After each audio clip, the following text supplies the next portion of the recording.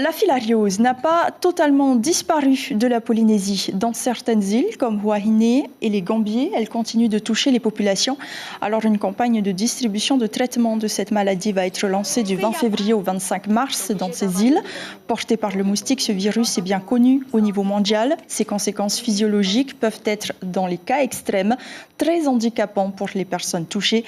Depuis plus de 20 ans, la Polynésie suit des protocoles rédigés par l'OMS et les résultats sont probants. Stéphane Ratino.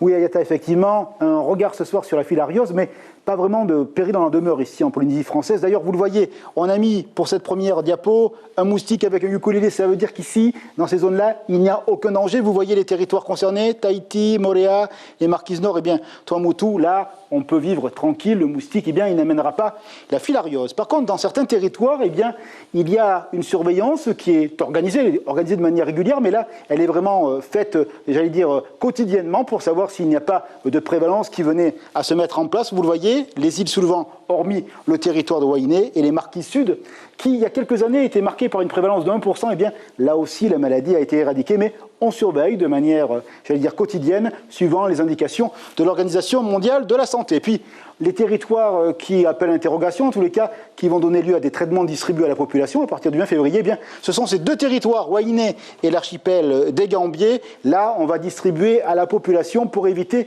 que ce petit virus transporté par le moustique ne s'installe dans le sang des citoyens. C'est une maladie qui est bien connue. Il y a un programme qui est mené par l'OMS, Organisation mondiale de la santé, depuis 1999 ici à Tahiti. Les résultats sont probants. Toutefois, 50 pays peuvent être potentiellement concernés par la maladie.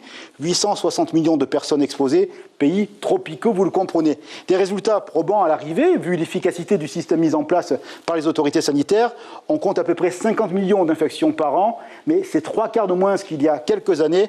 Par contre, eh bien, le poids de l'histoire est là. La maladie eh bien, concerne 36 millions de personnes qui sont atteintes de manière chronique par celle-ci. Donc, pas d'inquiétude en Polynésie, tout est sous contrôle et surtout, un rappel avec cette saison des pluies, ne laissez pas les eaux stagner dans le jardin ou bien sur la terrasse, Ayata. L'information en continu sur Polynésie la première, Internet et réseaux sociaux.